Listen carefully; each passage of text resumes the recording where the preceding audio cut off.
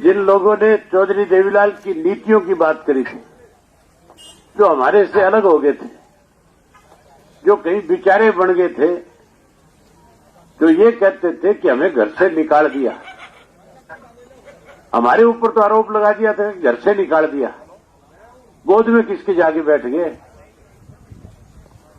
अगर हमने घर से निकाला तो बीजेपी की गोद में तो नहीं बैठना चाहिए था।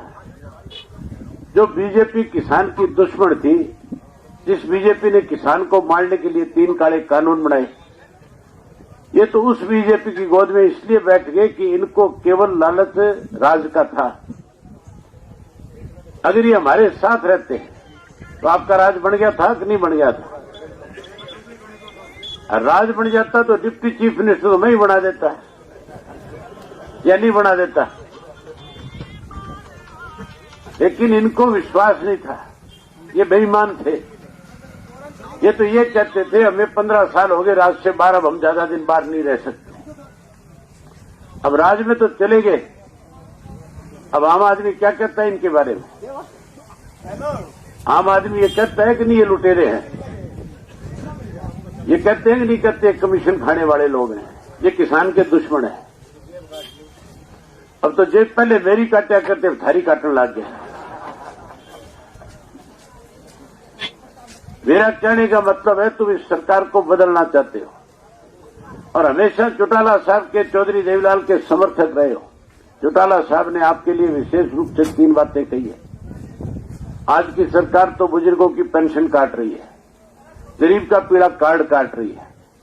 चौटाला साहब ने कहा है कि मेरी तरफ से गांव और शहर कस्बे में जाकर के लोगों से कहना कि जब परिवर्तन ले आओगे 2024 में चौधरी देवीलाल की नीतियों का राज बना दोगे, बुढ़ापा पेंशन जो 100 रुपए चौधरी देवीलाल ने दी थी, हम उसको बढ़ा करके 7500 रुपया करेंगे। जहां 7500 पेंशन देंगे, वहीं आज पढ़े लिखे नौजवान बच्चे सबसे ज्यादा मायूस हैं। इनके पास रोजगार नहीं है, नौकरी नहीं है, बहका लिए गए थे, गलतफहमी के शिकार हो गए थे, अब परेशान है। उनको भी परेशान होने की जरूरत नहीं। सत्ता का परिवर्तन करो, अपना राज लाओ, चौधरी देवीलाल की नीतियों को आगे बढ़ाओ। हर घर से एक पढ़े लिखे नौजवान बेटे को और बेटी को रोजगार और नौकरी देंगे। पहले 3206 लगाए थे, 10 साल की कैद हुई थी कि नहीं हुई थी? और जब कैद हुई थी तो जिनको नौकरी दी थी उनकी तो प्रमोशन होगी। चौटाला साहब को षड्यंत्र के तहत जेल भेज दिया, राज बदल गया, बीजेपी का राज आ गया। मेरे पास बड़े बड़े नेताओं के फोन आए बीजेपी वालों के। उन्होंने मुझे कहा कि चौटाला साहब से बात करो, उनसे कहो प्रधानमंत्री से बात कर ले, मिल ले, बहुत बड़ी राहत मिल जाएगी। मैं चौटाला साहब से जेल में मिलने गया, मैंने उनसे कहा कि बीजेपी के नेताओं के फोन आ रहे हैं, वो कह रहे राहत मिल जाएगी, आप बात कर लो। कहने लगे मैंने कोई कत्ल नहीं किया, डाके नहीं मारे, मैंने गरीब घरों के बच्चों को नौकरी दी है, रोजगार दिया है। मैं किसी के दरवाजे पे नहीं जाऊंगा, 10 साल की कैद काट लूंगा, लेकिन किसी के दरवाजे पे जाकर के नहीं खड़ा हूंगा।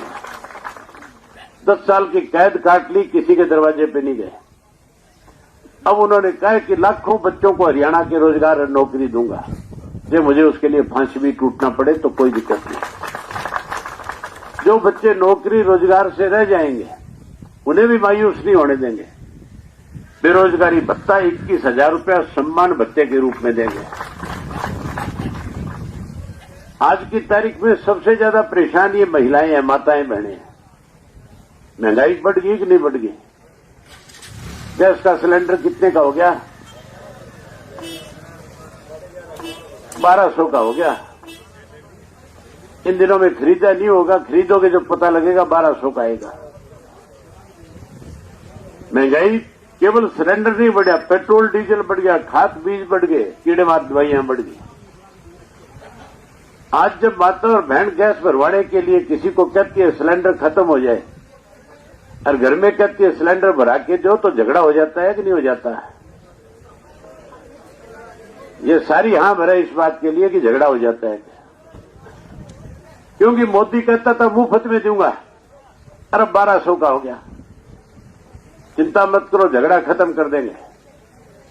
हर घर में एक गैस का सिलेंडर परिवर्तन आने के बाद मुफ्त में आपके पास पहुंचाएंगे। जहां एक सिलेंडर देंगे वहीं 1100 रुपये आपकी रसोई बढ़िया चले उसके लिए भी आपको देंगे। हर गृहिणी को 1100 रुपये देंगे। ये हो ना तो झूठा चौधरी देवीलाल ने किया और ना झूठा हम करके जाएंगे आपसे। वोट आपका, आपकी मर्जी है, जिसको मर्जी देना। लेकिन अब तक जो बात लोगों के बीच में कही है, हर हालत में उस बात को पूरा किया है। आपने देखा होगा विधानसभा में 90 विधायक हैं। अपोजिशन तो सही मायने में कांग्रेस है, सबसे ज्यादा कांग्रेस के हैं। सरकार के खिलाफ लड़ाई तो कांग्रेस को लड़नी चाहिए, लेकिन कांग्रेस तो लड़ाई लड़ने की बजाय सरकार का समर्थन करते हैं। लड़ाई तो केवल मैं अकेला एक हूं जो लड़ता हूं तुम्हारी। चाहे कोई किसान के खेत की बात आए, चाहे कोई पानी की बात हो, बिजली की बात हो, स्वयं मेरे दूसरा कोई लड़ता है क्या? और मैं जब तुम्हारी लड़ाई लड़ता हूं तो सरकार में बैठे लोग जो है परेशान हो जाते हैं और फिर उस ज्ञानचंद गुप्ता को, स्पीकर को कहते हैं बोले इसने बाहर काट देगा। कहते हैं कि नहीं कहते? सारे देखते हो। ये परिवर्तन कैसे आएगा, इसके लिए आपको एक काम करना पड़ेगा। कोई लड़ाई नहीं लड़ने की जरूरत, कोई संघर्ष करने की जरूरत नहीं। सुबह सवेरे उठ के अपने से बड़ों को राम राम करते हो कि नहीं करते हो? सबकी इज्जत करते हो, सबको राम राम करते हो। अब सुबह उठ के जहां राम राम करो वहां ये भी कहो परिवर्तन करो। क्या कहोगे? परिवर्तन करो। अर्जुन सा कोई ज्यादा आज भी अपने आप को कांग्रेसी बड़ा समझता है, जो कोई सरकार के लालच में बीजेपी जेजेपी में बैठे है, उसको 3-4 बारी को परिवर्तन करो, परिवर्तन करो, परिवर्तन करो। दिन में 50-100 बारी को, ताकि जब शाम को घर न बढ़े तो घर में चाय का कहने की बजाय कहता बड़ा परिवर्तन करो, परिवर्तन करो, परिवर्तन करो। जब ज्यादा बारी कहोगे तो वो भी कहना शुरू कर देगा कि नहीं कर देगा? तो आज से इस बात की गांठ बांध लो कि जब तक चुनाव नहीं होगा हर रोज अपने से बड़ों के कहेंगे परिवर्तन करो। कह दोगे ये छोटी सी बात है, ये दो, इसके तो ना पैसे लगते, ना कोई विवाद, ना कोई जिरे। मैं उम्मीद करूंगा कि ये बात कह करके परिवर्तन लाओगे और चौधरी देवीलाल के सपनों की सरकार बनाओगे। लुटेरा जेल में जाएगा, कमरे का राज आएगा। यही बात आपसे कहने आया। आपने मेरी बात सुनी। आप सबका बहुत धन्यवाद। जय हिंद, जय हरियाणा।